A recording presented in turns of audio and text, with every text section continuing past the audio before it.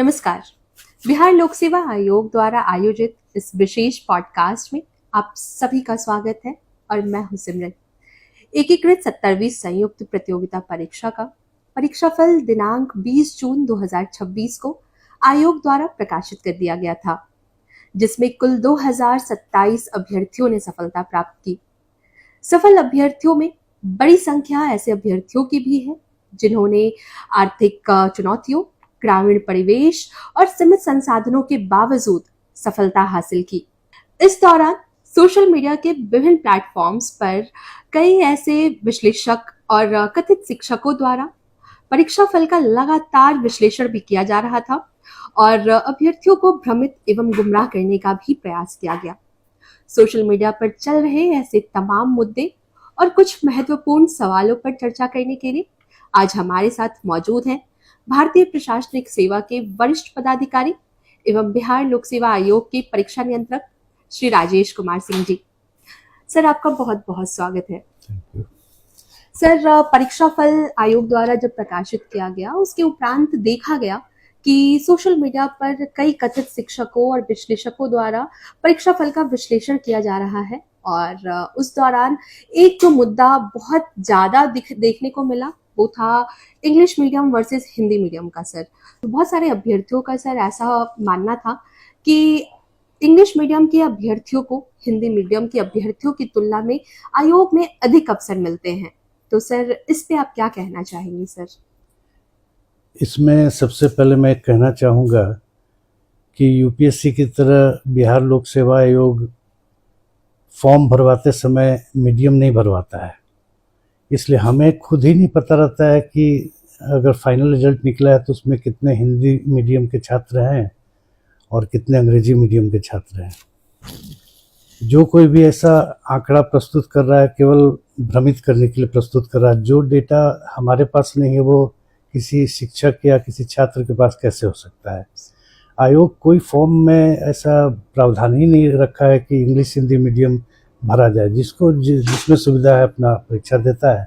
ये केवल भ्रांति फैलाने की कोशिश की जाती है। ऐसा कुछ नहीं है कि हिंदी मीडियम के लोग ज़्यादा आए, अंग्रेजी मीडियम के लोग कम आए। ये तो ब्लाइंड असेसमेंट होता है, कॉपी जांच होती है, उसमें जिसको जैसा मार्क्स मिलता है उस हिसाब से आता है। सर, सोशल मीडिया पर मैंने ये भी देखा कि अभ्यर्थियों का डिमांड था कि कितने जो अंतिम परीक्षा फल है उसमें कितने अभ्यर्थी जो हैं विभिन्न माध्यम से जो हैं सफल हुए हैं। तो क्या आयोग के पास कोई ऐसा डेटा है जिससे पता चल सके कि इंग्लिश मीडियम के कितने अभ्यर्थी सफल हुए हैं और हिंदी मीडियम के कितने अभ्यर्थी सफल हुए हैं? ऐसा कोई डेटा हमारे पास नहीं है। जैसा कि मैंने आपको बताया, ये डेटा तभी आ सकता है जब फॉर्म भरते समय हम इंग्लिश या हिंदी मीडियम भरवा लें अभ्यर्थी से। और दूसरा एक ही तरीका है कि 70वीं में 20,000 लोग अपीयर हुए थे, तो 20,000 लोगों की कॉपी चेक करके आप मीडियम देखिए, तो ये कोई आंकड़ा पाने का तरीका नहीं है। हमारे पास ऐसा कोई आंकड़ा नहीं है। सर, एक सवाल और है कि सोशल मीडिया पर ऐसा भ्रम फैलाया गया कि आयोग द्वारा यह निर्देश दिया गया है कि एसी के पेपर में 70% से ऊपर किसी को भी मार्क्स नहीं दिया जाना है। तो सर, इस बात में कितनी सच्चाई है? ये सब केवल वही भ्रम फैलाने की बातें हैं। आयोग से ऐसा कोई सीलिंग नहीं लगाया गया कि इससे ऊपर मार्क्स नहीं दिया जाना है। 70% से ऊपर और 30% से कम मार्क्स देने पर वह प्रश्न हेड एग्जामिनर के लॉगिन में स्वतः चला जाता है। एग्जामिनर द्वारा 30% से कम या 70% से ऊपर मार्क्स दिया गया, वो हेड एग्जामिनर के लॉगिन में चला जाता है। हेड एग्जामिनर केवल इतना जांचते हैं कि जो मार्क्स दिया गया, जो अंक प्रदान किए गए वो सही है। इसके अलावा आयोग की तरफ से कोई बाध्यकारी ये परिस्थिति नहीं दी गई है या कोई सीलिंग नहीं लगाई गई है कि 70% से ऊपर मार्क्स नहीं दिया जाना। बिल्कुल देते हैं लोग। कई लोगों को 75% मार्क्स आए हैं एसए में, या जिसमें सबसे ज़्यादा आरोप लगता है कि एसए में किसी माध्यम में कम मार्किंग की गई, किसी माध्यम में ज़्यादा मार्किंग की गई। ये सब बिल्कुल गलत बात है। तो सर, क्या यह अफवाह जो सोशल मीडिया पर चल रहा है कि हिंदी माध्यम के कंपेयर में जो इंग्लिश माध्यम के बच्चे थे उनको अधिक मार्क्स दिए गए हैं इस 70वीं की परीक्षा में, तो सर इस पे क्या स्टैंड है आयोग? देखिए, हमारे पास एक ही डेटा इस संबंध में मिल सकता है। जैसे अभी 71वीं मुख्य परीक्षा की कॉपियों की जांच चल रही है। तो 11,000 लगभग कैंडिडेट है, उसमें 5596 कैंडिडेट हिंदी माध्यम के हैं और 5400 कुछ कैंडिडेट हैं जो अंग्रेजी माध्यम के हैं। ये कोडिंग के समय हम लोग देख लेते हैं कितने इंग्लिश माध्यम की कॉपी है, कितने हिंदी माध्यम की है, इसलिए ताकि उस अनुपात में हिंदी या अंग्रेजी के शिक्षकों को बुलाया जा सके। इसके अलावा हमारे पास कोई डेटा नहीं होता है। ये सब बिल्कुल भ्रम फैलाने की बातें हैं, ऐसे कोई बात नहीं है। सर, इस बार जो परीक्षा फल प्रकाशित किया गया है आयोग के द्वारा, तो सर उस परीक्षा फल पर यह भी दावा किया जा रहा है कि बड़ी संख्या में जो अभ्यर्थियों का चयन हुआ है, जिन अभ्यर्थियों का, उसमें बाहर के या अन्य राज्यों के अभ्यर्थियों की संख्या बहुत ज़्यादा है। तो सर इसके बारे में मैं जानना चाहूँगी कि क्या सर इसमें अन्य राज्यों को अधिक महत्व दिया गया है? हमारे यहाँ देखिए, कॉपी जांच हो या इंटरव्यू हो, दोनों बिल्कुल ब्लाइंड असेसमेंट होता है। इंटरव्यू में जैसे कैंडिडेट खड़ा होता है इंटरव्यू बोर्ड के समक्ष, केवल उसका कोड और वो ग्रेजुएट है कि मास्टर डिग्री लिए हुए, इतना पता होता है इंटरव्यू बोर्ड को। इसके अलावा उसके बारे में कुछ भी नहीं पता होता है कि उसका नाम क्या है, पिता का नाम क्या है, किस जिला का रहने वाला है, किस कैटेगरी का, कुछ नहीं पता होता है। और हमारा इंस्ट्रक्शन होता है इंटरव्यू बोर्ड के सभी मेंबर्स को कि इन सब बातों को पूछने से परहेज करें। ज़्यादा से ज़्यादा ये पूछ सकते हैं कि किस सब्जेक्ट में ग्रेजुएट है या MSc किए हुए है, ताकि उससे संबंधित क्वेश्चन पूछा जा सके। ये बिल्कुल ब्लाइंड असेसमेंट होता है। कॉपी की भी उसी बात है। मुख्य परीक्षा की कॉपी क्वेश्चन वाइज जांच होती है। अभी मैं उसका प्रोसेस बताऊंगा, तो उसमें कहीं कोई गुंजाइश नहीं है कि आप किसी को फेवर कीजिए, किसी को डिसफेवर कीजिए। ये सब बिल्कुल भ्रांति फैलाने की बात है। सर और हाँ, एक चीज़ और मैं कहना चाहूँगा, रही बात कि बाहर के लोग और बिहार के लोग, 829 जो जनरल कैटेगरी के कैंडिडेट सफल हुए हैं अनरिजर्व, उसमें 333 बिहार के बाहर के हैं। तो इसमें तो कुछ किया नहीं जा सकता। हमें तो ये भी नहीं पता होती किसकी कॉपी या इंटरव्यू बोर्ड में जो आ रहा है वो बिहार का रहने वाला कि बाहर का। रिजल्ट के समय हमको पता चलता है। तो ये आंकड़े तो, हाँ, एक चीज़ अब हम लोगों ने किया था, प्रथम 100 जो सफल अभ्यर्थी हैं उसको हम लोगों ने देखा था कि कितने बिहार के बाहर के हैं, कितने बिहार के हैं। तो 69 कैंडिडेट बिहार के थे और 31 कैंडिडेट बिहार के बाहर के थे। ये डेटा एक हम लोगों ने निकलवाया था। सर, इस बार बहुत से अभ्यर्थियों की यह भी शिकायत रही है कि सामान्य अंक आने के बाद भी, मतलब सेम कट मार्क्स दो अभ्यर्थियों को प्राप्त हुआ, या फिर कुछ अभ्यर्थी जो है सेम मार्क्स लाए हैं, तो सर उसके बावजूद उनका चयन जो है नहीं हो पाया। तो सर इसके लिए क्या? हाँ, सही है। ऐसे बहुत से कैंडिडेट होते हैं जिन्हें समान रूप से टोटल अंक प्राप्त होते हैं। तो उसमें तरीका क्या है कि अगर एक ही सीट बची और 2-3 कैंडिडेट हैं जिनको समान अंक है, तो उसमें तरीका ये है कि पहले रिटन के टोटल मार्क्स में जिसको ज़्यादा है उसको लिया जाता है।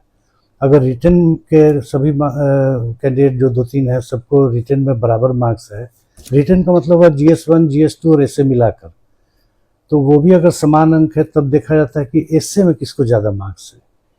वो भी अगर संयोग से समान अंक हो गया तो डेट ऑफ बर्थ देखा जाता है, जिसमें अधिक उम्र वाले को प्रेफर किया जाता है। यही आयोग का तरीका है और आज से ये हर एग्जाम में फॉलो होता है।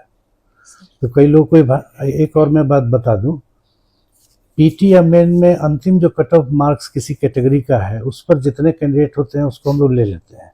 जैसे मुझे याद है 70वीं के मुख्य परीक्षा में 445 जो जनरल कैटेगरी का कट ऑफ गया था, अनरिजर्व कैटेगरी का, तो 445 अंक पर 26 स्टूडेंट थे। मैंने गिना था, 26 स्टूडेंट थे।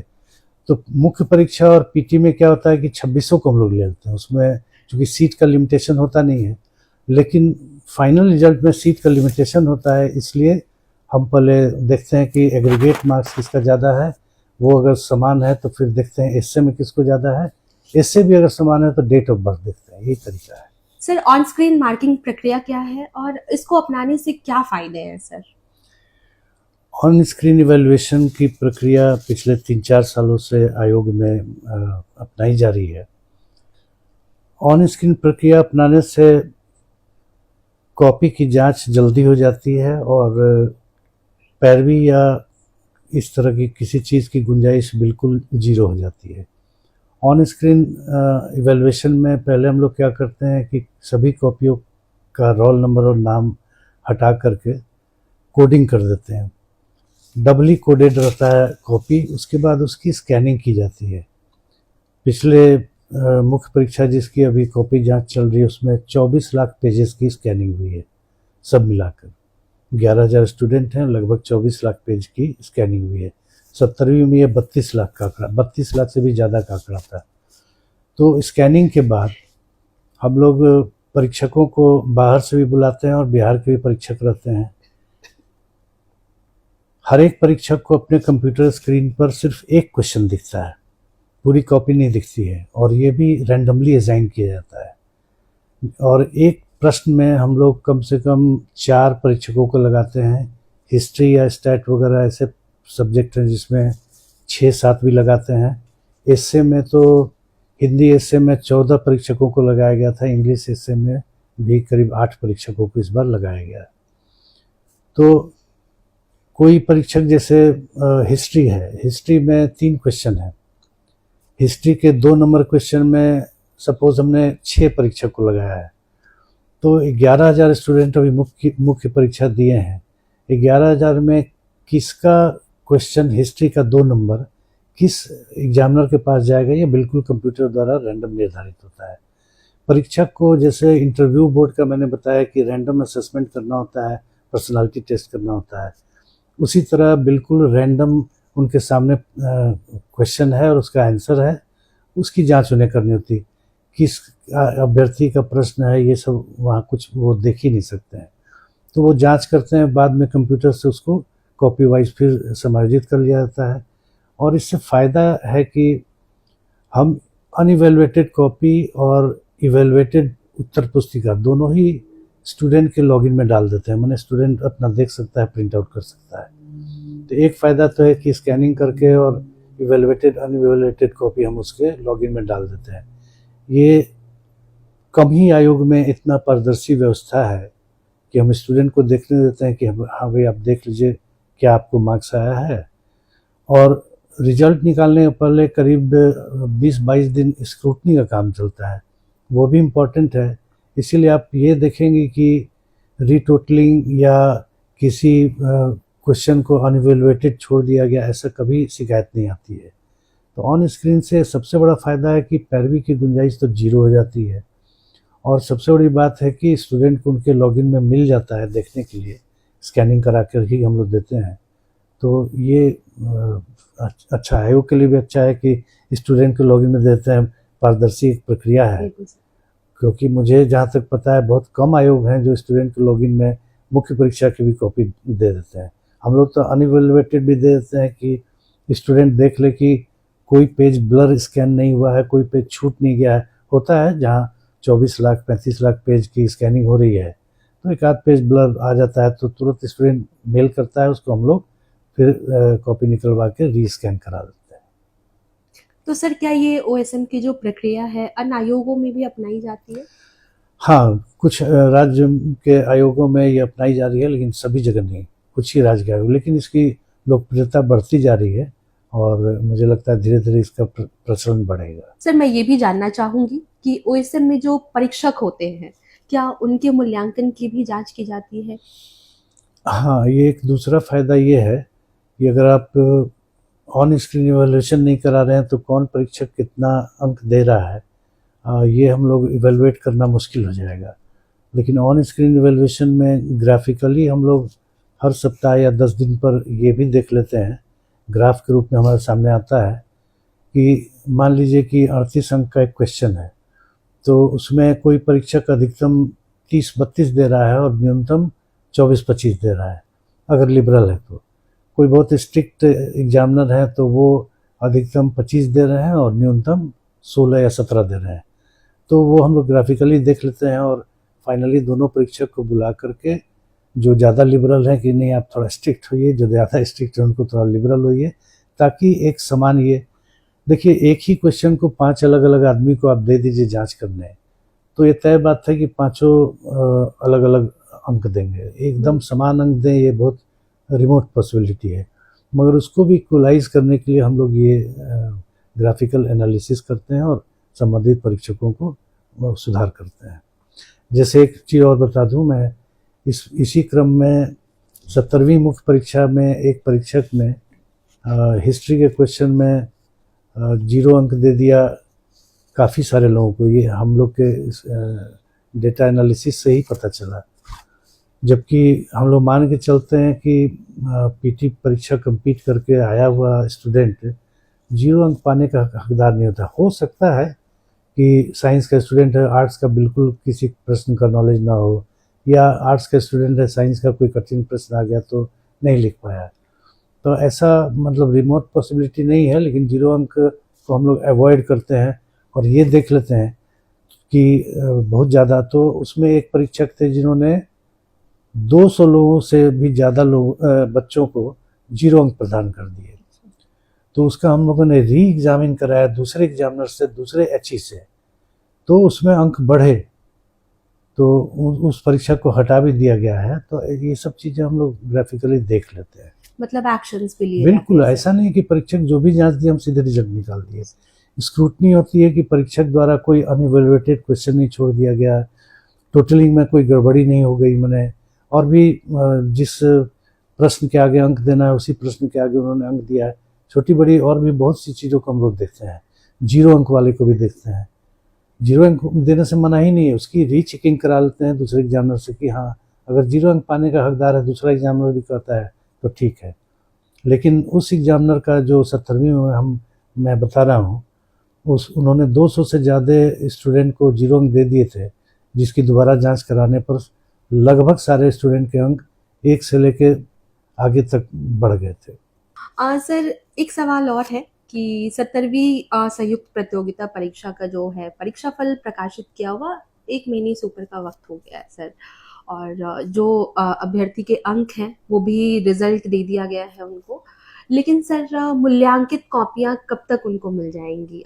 ये मिड अगस्त में हम लोग जारी कर देंगे। एक्चुअली अभी कई काम साइमल्टेनियसली चल रहे हैं। हमें अगस्त माह में कई रिजल्ट निकालने हैं, 71वीं की मुख्य परीक्षा की कॉपी की जांच चल रही है, 72वीं पीटी की तैयारी भी चल रही है, तो थोड़ा सा टाइम लगेगा, लेकिन मिड अगस्त में हम लोग इवेलुएटेड कॉपी भी स्टूडेंट को दे देंगे। सर रिजल्ट को लेकर के भी अभ्यर्थियों का प्रश्न रहा है, तो सर एसओ और डीएसओ इनके रिजल्ट का क्या है? एएसओ और डीएसओ नहीं, जिला खेल पदाधिकारी, सहायक पर्यावरण वैज्ञानिक, स्टेनोग्राफर, बहुत सारी परीक्षाएं हैं। मुझे याद पड़ता है 7 रिजल्ट हमें देने हैं। अगस्त में हमारा रिजल्ट देने का ही महीना है, तो अगस्त में ये 6-7 रिजल्ट आ जाएंगे। तो सर विशेष शिक्षक के अभ्यर्थी जो हैं वो भी रिजल्ट के लिए बहुत वक्त से क्वेरी कर रहे हैं, तो सर उनके रिजल्ट नहीं, क्या अगस्त में है? विशेष शिक्षक में कुछ कठिनाई है। उसमें सबसे बड़ी कठिनाई है कि कोई 3 ऑप्शन भरना था अभ्यर्थी को, मगर ज़्यादातर अभ्यर्थियों ने 9 के 9 ऑप्शन भर दिए हैं। तो हम लोग पोर्टल खोल रहे हैं, उसकी तैयारी चल रही है। फिर से उन्हें कोई 3 ऑप्शन जिसके लिए वो एलिजिबल है, अपने ग्रेजुएशन या इंटर उन्होंने जिस सब्जेक्ट में किया है उसके लिए वो अधिकतम 3 ऑप्शन देने के लिए एलिजिबल है, लेकिन सभी ने 9 भर दिया है। अब है क्या कि मान लीजिए प्रथम 3 हम अगर ऊपर से चुन ले जो उन्होंने भरा है, केस ये भी संभावना थी, और मान लीजिए उसमें क्वालिफाई नहीं कर रहे तो उनका रिजल्ट होते हुए भी नहीं हो पाएगा। तो हम फिर से पोर्टल खोलने जा रहे हैं, फिर से उनका ऑप्शन लिया जाएगा, उसके बाद रिजल्ट प्रकाशित किया जाएगा। सर टीआरई 4 की अधियाचना क्या आयोग को प्राप्त हो गई है? हाँ, टीआरई 4 की अधियाचना हमें प्राप्त हो गई है। उसमें थोड़ी सी त्रुटि है, उसको हम लोग आज ही शिक्षा विभाग को लिख रहे हैं, और वहाँ से त्रुटि निराकरण के बाद प्राप्त हो जाएगा तो आगे की हम लोग कार्रवाई करेंगे। तो लगभग सर अगर कोई एस्टिमेटेड टाइम अगर लेकर चले कि कब तक चले आ जाएगी अधियाचना? ये तो निर्भर करता है कि कितने दिन में शिक्षा विभाग अधियाचना को सुधार करके भेज देगा। फिर विज्ञापन तैयार करके उसका प्रारूप सहमति के लिए हम लोग भेजते हैं, तो उम्मीद करते हैं अगस्त में कभी भी हम लोग निकाल देंगे। Sir thank you so much sir. आशा करती हूँ कि हमारे सभी अभ्यर्थियों के सभी प्रश्नों के उत्तर मिल गए होंगे और उनकी सारी आशंकाएं दूर हो गई होंगी। इस पॉडकास्ट के माध्यम से मैं अभ्यर्थियों से एक विनम्र आग्रह भी करना चाहूंगी। आपका समय और आपकी मेहनत दोनों बहुत ही मूल्यवान है, इसलिए इसे तथ्यहीन दावों, भ्रामक सूचनाओं और निराधार अफवाहों के पीछे व्यर्थ ना करें। कई बार ऐसे प्रयास व्यक्तिगत स्वार्थ, राजनीतिक लाभ और व्यावसायिक हित के उद्देश्य से किए जाते हैं। इसका सबसे बड़ा नुकसान ईमानदारी से मेहनत कर रहे अभ्यर्थियों को उठाना पड़ता है। बिहार लोक सेवा आयोग की चयन प्रक्रिया पारदर्शिता, निष्पक्षता और अभ्यर्थियों के हित को ध्यान में रखकर ही संचालित की जाती है। इसलिए किसी भी प्रकार की अफवाहों पर ध्यान देने से पहले स्वविवेक का इस्तेमाल जरूर करें। और जैसा कि सर ने बताया कि आने वाले दिनों में कई महत्वपूर्ण और बड़ी परीक्षाओं का आयोजन होना है, तो अपने समय का सदुपयोग करें, ध्यान केंद्रित रखें और अफवाहों से खुद को दूर रखें। धन्यवाद।